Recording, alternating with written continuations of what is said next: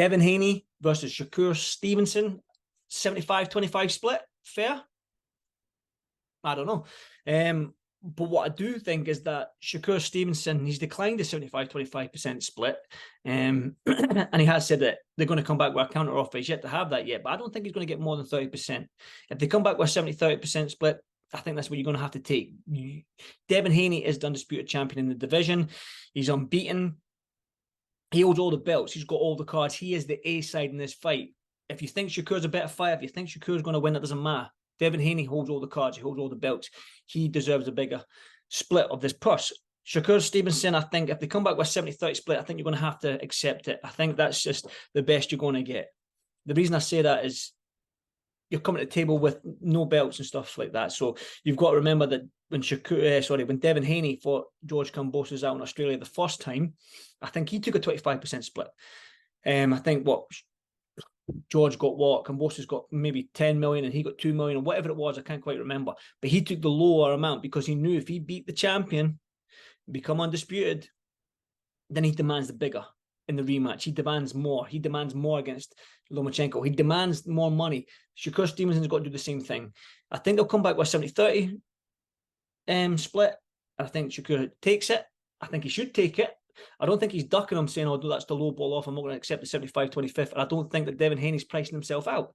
I just think that Devin knows that he's the ace side. He holds all the cards. He holds all the belts. Shakur Stevenson needs to go in there and rip them off him. Now, we all know there's rematch clauses, and Shakur Stevenson beats Devin Haney in the first fight. There's probably going to be a rematch. Who knows? Then, obviously, Shakur Stevenson demands the majority of the money the second time round. I mean, I certainly don't think that Shakur Stevenson's ducking Devin Haney, man. You just need to know, look at the way he's acting, and he's calling him out in every single podcast, every single show that he's on, he's calling Devin Haney out. Shakur Stevenson is probably, if you look at the run of form and the sort of how good Shakur Stevenson is and how good Devin Haney is, you're probably looking at Shakur Stevenson as a slight favourite.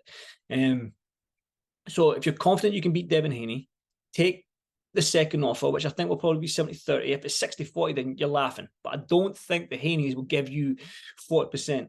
I think the 70-30 will probably be the best you can do. I think you're going to have to accept that. I think you're going to have to go in there and beat Devin Haney. I think you become the ace side, and you demand all the money you want, holding all them belts, fighting the Lomachenkos, the Tanks, the Devin Haneys. There's mega fights out there. They're not going to stop coming. You beat Devin Haney, them fights are just going to keep on rolling. You're going to make millions upon millions upon millions. I don't think the 75-25 split is fair.